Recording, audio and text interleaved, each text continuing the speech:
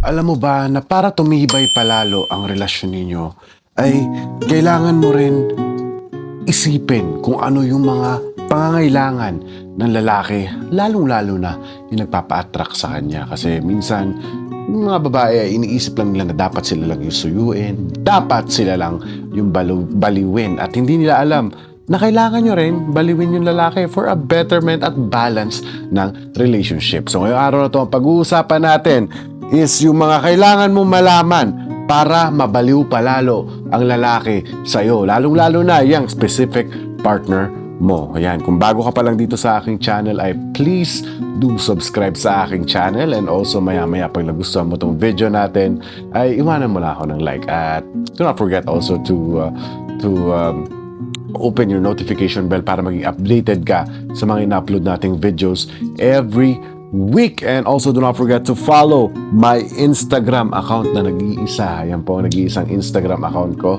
Yan, check nyo lang po yan para makita nyo rin yung mga personal life at yung mga pinagagawa ko dito sa bansang South Korea. So once again, without no more further ado, let's go to our main topic for today.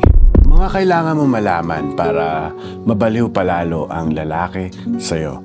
Number one is you gotta learn how to do the flirty walk. Most especially, di ba yung tipo nag-uusap kayong dalawa. Tapos, kunyari, magsi-CR ka lang. Di ba? Magsi-CR ka lang kunyari. Diba? Tatayo ka. At of course, hindi mo namamalaya na tinititigan ka na ng mga ng specific partner mong lalaki. Tititigan ka talaga niyan by the way you walk. Kaya kailangan maging aware ka din by the way you walk pag aalis ka. Kasi, ayan, di ba, yung mga babae is para tumatalbog-talbog nga, yung may puwetan banda, di ba? Pag naglalakad is, ayan po, nakaka-attract sa amin at nakakapagpabaliw sa aming mga lalaki. Hindi nyo lang alam, girls, na malalim na yung mga isipin namin kapag nakikita namin kayo naglalakad na pag ganun-ganon, na tumatalbog-talbog yung ano nyo nga, di ba? So, by doing that flirty walk without knowing, na hindi mo naman pala alam na tinititigan ka na ng lalaki, ay trust me, kapag inaral mo pa yung flirty walk na yan, most especially when you're leaving a conversation, or maybe sometimes you're having an excuse, ay mababaliw ang lalaki na yan sa'yo. Another thing na kailangan mo malaman para mabaliw palalo ang lalaki sa'yo is you need to ask him what he needs. O yun, di ba? Tanungin mo kung ano yung mga kailangan niya, ano yung mga gusto niya, anything. Kailangan mo itanong yan. Kasi, not out of selfishness lang naman. Hindi lang naman puro kayo, di ba, yung dapat tinutulungan. Dapat, di ba, nag-reciprocate ka rin nag-receive din yung partner mo ng something na sa'yo. Most of the time, yung mga lalaki ay hindi talaga magsasabi kung ano yung mga gusto nila. Kasi nga, tigas-tigasan kami, di ba? We have to maintain our manly frame when it comes to that. So, yan. Ikaw na mismo by yourself ang magtanong sa kanya kung ano yung mga kailangan niya. So by just doing that is mas lalo mo pang ini-improve yung relationship ninyo. Mas lalong-lalo na kung mahal na mahal nyo naman yung isa't isa. It's a better improvement na, di ba, mababaliw palalo yung partner mo sa'yo at tumataas palalo. Di ba may kasabihan nga sila, ibang-iba talaga pag mahal na mahal ka ng lalaki. But not all the time. Depende rin yan sa'yo sometimes, di ba? Depende rin yan sa'yo kung paano ka mamahalin ng isang lalaki. Kasi hindi lang naman basta-basta nagmamahal ng walang reason. So, ikaw na yung magbibigay ng rason. And another thing na kailangan mo malaman para mabaliw palalo ang lalaki sa'yo is kailangan mo ng makinis na balat. Hindi lang sa muka, kundi sa buong katawan. Yes, ayan ang magpapabaliw. Most especially sa mga lalaki. Kasi nga, di ba may kasabihan, may sinasabi ako palagi dito sa aking channel na men fall in love with what they see. Yes, nai-inlove kami sa mga bagay na nakikita namin. Yes, totoong-totoo po yan. Ang mga nakikita namin, which is your physical stuff na kailangan alagaan mo rin. Kasi ayan lang talaga yung number one thing na parang importante sa aming mga lalaki is your looks. Admit it or not, ayan po talaga ang pinaka gusto namin. Aminin nyo man o hindi, kasi lalaki kami. Diba? We fall in love with what we see. So, kailangan i-improve mo yan gamit ang bagong Aria Prime Gluta-Lux Gold na personal na ginagamit ng inyong lingkod. Kaya kitang-kita nyo. Diba? makinis ang balat ng inyong lingkod. Ito po ang Aria Prime Gluta Lux Gold na may glutathione soap na napaka-effective. Lalong-lalo na maganda gamitin ito pang mga summertime, lalong-lalo na pag nasa ibang bansa ka or napaka-epektibo nito pag nasa Pilipinas ka lalo. Ito, nakita nyo naman siguro yung ibang products ng Aria Prime ko na by mga body lotion na biglang nagpapa-instant whitening sa balat nyo. Same thing with this one. Mabilis din yung epekto at napapasmooth niya pa lalo ang balat nyo. So guys, kung gusto nyo makascore ng Prime Gluta Lux Gold, ay pumunta lang po kayo dyan sa comment section, sa may comment section tuloy, sa may description box sa ibaba.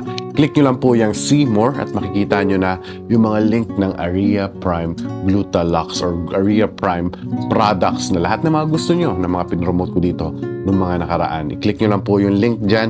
Kung ikaw po ay nasa South Korea, may link po tayo sa Coupang. Kung ikaw po ay nasa Pilipinas, meron tayong link ng Shopee. At kung ikaw naman po ay somewhere nasa Europe or somewhere around Asian country na hindi naaabot ng mga delivery mail kasi may mga restriction nga, ay pumunta lang po kayo sa TikTok live shop nila at makikita nyo po yung link dyan sa ibaba. So yes, gawin nyo lang po yan para makascore kayo ng mga Aria products at para magkaroon rin kayo ng balat na kasing kinis ng tulad ng inyong lingkod. So once again, thank you so much Aria Co for sponsoring this video.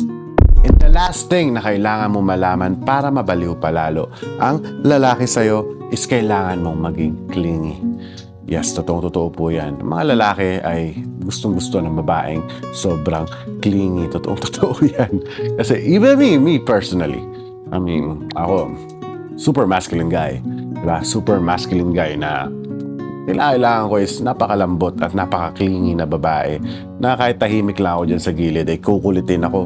Sometimes ma-annoyed ako but most of the time ay matutuwa ako. I don't know about other guys but majority of the guys ay gustong-gusto yung mga babaeng clingy. Tandaan nyo po yung girls ha. Huwag nyong mamasamain minsan. Minsan, yes, mga lalaki may moods din naman eh. Minsan, diba, wala sila sa mood na mag-aano sa inyo. But most of the time, gustong-gusto nila maging clingy. Lalong-lalo na pagtapos na yung mga responsibility nila sa buhay-buhay nila or may mga trabaho silang ginagawa or something else, gustong-gusto nila yan. At ayan yung pinaka number one thing, lalong-lalo na pag naghiwalay kayo. Ito, pag naging ex ka niya kunyari, ayan yung pinaka number one na maaalala rin sa'yo ng lalaki. And ayan din na magpapabaliw sa kanya during your relationship. So, do not forget to be clingy. Huwag ka masyadong suplada sa kanya. Sinagot mo nga yan, susupladahan mo, di ba? Huwag naman ganon. So, yes, be clingy on your partner para mas mabaliw pa siya sa'yo at para tumagal palalo yung relasyon na binubuo nyo. At sana may natutunan na naman po kayo sa ating topic for today. At kung nagustuhan mo tong video natin ngayong gabi ay please just leave this video a like.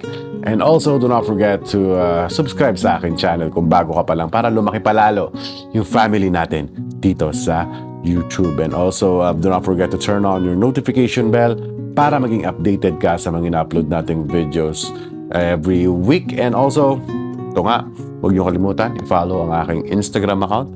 Nag-iisang Instagram account ko lang po yan para hindi lang tayo dito sa YouTube connected, pati na rin sa aking personal account. Makikita niyo na may mga videos din akong ginagawa dyan, may mga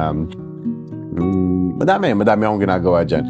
Mga kalokohan ko minsan, mga trabaho ko, kanta-kanta, makikita niyo po dyan. Kung interested lang naman kayo, bisitahin niyo ang aking Instagram account at i-follow niyo na rin ako. So, para makita niyo rin personal life ko as an OFW dito sa bansang South Korea. So, once again, thank you so much for watching at lagi yung tatandaan, mahal na mahal ko kayo.